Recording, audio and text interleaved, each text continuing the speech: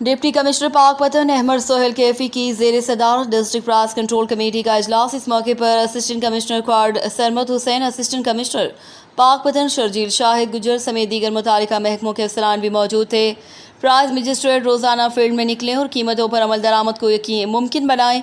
मंडियों में बोली के अमल की भी सख्ती से मॉनिटरिंग की जाए। शियार ज़रूरिया सब्जियों, फलों और खाद की कीमतों पर सख्ती से अमल दरामद किया जाए। ओवर चार्जिंग को रोका जाए।